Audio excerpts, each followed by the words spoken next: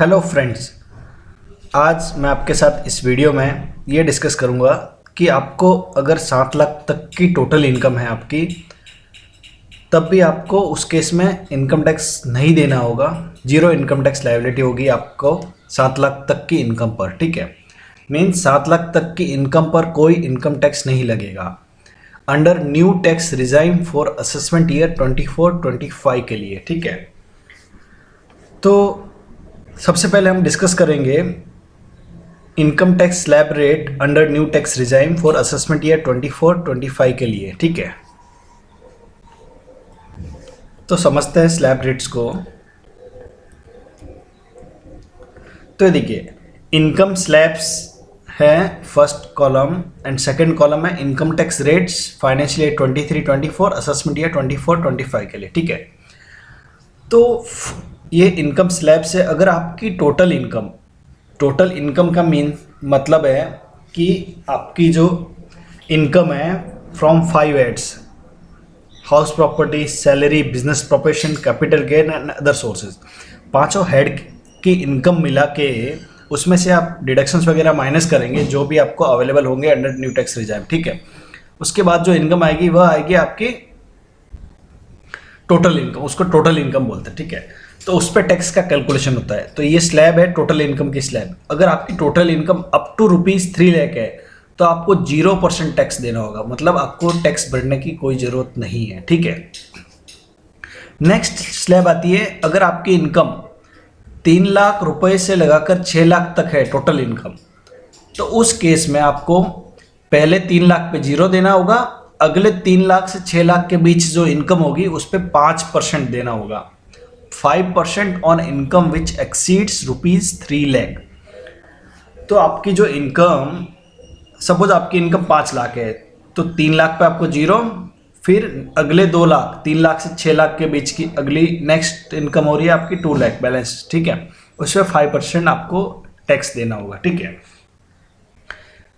Next slab 6 lakh से 9 लाख तक की अगर इनकम है तो उस केस में पहले 3 लाख पे 0, अगले 3 से 6 मतलब 3 लाख पे 5% और बैलेंस ये स्लैब के अंदर जो इनकम रहेगी उस पर 10% आपको टैक्स लगेगा। ठीक है, नेक्स्ट स्लैब है 9 लाख टू 12 लाख, उस पर आपको 15% टैक्स देना होगा।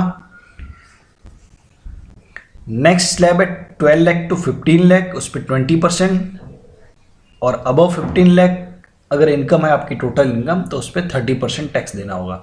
तो ये कैलकुलेशन कैसे होगा? सपोज आपकी इनकम 10 लाख रुपीज़ है तो कैलकुलेशन कैसे होगा? पहले 3 लाख पे 0%, फिर अगले 3 लाख पे 5%। ठीक है, फिर 6 लाख से 9 लाख के बीच अगले 3 लाख हो गए, उस पर 10%। ठीक है, तो ये टैक्स कैसा है? यहाँ पे 0 आ जाएगा, यहाँ पे 15,000 आ जाएगा। ठीक है, और ये 3 लाख पे 10% 30,000 आ जाएगा। ठीक है, और बाकी बचा 10 लाख टोटल इनकम, तो 1 लाख यहाँ बचेगा। ठीक है, 1 लाख पे 15%, 15,000 ये आ जाएगा। ठीक है, 15,000 प्लस 15,000 30,000 प्लस ये 30,000 60,000 की इनकम टैक्स लायबिलिटी आ जाएगी। ठीक है, 10 लाख पे। तो ऐसे स्लैब है, इसके हिसाब से कैलकुलेशन होता है अंडर न्यू टैक्स रिजाइम। ठीक है, अभी क्वेश्चन आ रहा होगा आपको कि 7 लाख के इनकम पे टैक्स 0 कैसे होगा, क्योंकि यहाँ पे तो 5% लग रहा है, 6 लाख से 9 लाख के बीच 10% लग रहा है, तो 0 कैसे आएगा? ठीक है, तो 0 ऐसे आएगा कि एक सेक्शन है 87A जिसमें आपको गवर्नमेंट रिबेट देती है कि अगर आपकी इनकम न्यू टैक्स रिजाइम में 7 लाख तक की है तो आपको जो भी टैक्स लायबिलिटी आएगी और 25,000 rupees which ever is lower, जो भी अमाउंट टैक्स लायबिलिटी का रहेगा वह गवर्नमेंट आपको माफ़ कर देगी। वो टैक्स आपको गवर्नमेंट को पे करने की ज़रूरत नहीं है। आपका टैक्स कैलकुलेट होगा लेकिन आपको एक्चुअल पेमेंट करने की ज़रूरत नहीं है, वह रिबेट मिल जाएगा आपको 87A में। तो इसको हम समझते हैं टैक्स कैलकुलेटर के माध्यम से। तो ये देखिए, इनकम टैक्स का टैक्स कैलकुलेटर है for assessment year 24-25, tax payer individual, whether opting for new regime under 115 BAC means new tax regime. ठीक है, तो यस किया मैंने, फिर ये रेजिडेंशियल स्टेटस रेजिडेंट सेलेक्ट किया है, फिर यहाँ पे आपको लेना है नेट टैक्सेबल इनकम। तो देखिए मैं 7 लाख रुपीज़ लेता हूँ। ठीक है, 7 लाख लेने पे मेरा टोटल टैक्स लायबिलिटी जीरो आ रहा है, मीन्स 7 लाख तक की इनकम रहेगी तो आपको जीरो टैक्स पे करना होगा, ठीक है। सपोज यहाँ पे 5 लाख लेता हूँ, कम लेता हूँ तो भी जीरो ही आएगा, ठीक है। फिर 6 लाख लेता हूँ तो भी जीरो ही आएगा, ठीक है। और 7 लाख पे भी जीरो टैक्स पे करना आ रहा है, पेबल टैक्स, ठीक है। तो अभी क्वेश्चन ये है कि 7 लाख तक तो जीरो टैक्स है, मतलब 7 लाख तक की इनकम पे आपको न्यू टैक्स रिजाइन में जीरो टैक्स पे करना है, ठीक है। अभी दूसरी बात, अगर 7 लाख से इनकम बढ़ जाती है तो कैसे क्या टैक्स लायबिलिटी आएगी। सपोज हम 7 लाख 10,000 इनकम ले लेते हैं, ठीक है। तो आपको 10,000 की लायबिलिटी आएगी plus 4% health and education cess लगेगा, टोटल लायबिलिटी आएगी 10,400। मीन्स गवर्नमेंट ने ये 10,000 की वजह से जो लायबिलिटी इंक्रीज हो जाती थी, तो गवर्नमेंट ने रिबेट दे दिया है कि आपकी 10,000 इनकम बढ़ने से जो लायबिलिटी बढ़ रही है वह 10,000 से ज़्यादा नहीं हो सकती है, तो इसको रेस्ट्रिक्ट कर दिया 10,000 में, ठीक है। तो ऐसे आपकी टोटल लायबिलिटी 10,400 आती है रिबेट मिलने के बाद, ठीक है। मतलब 7 लाख से ज़्यादा पे इनकम पर भी आपको गवर्नमेंट रिबेट दे रही है, ठीक है।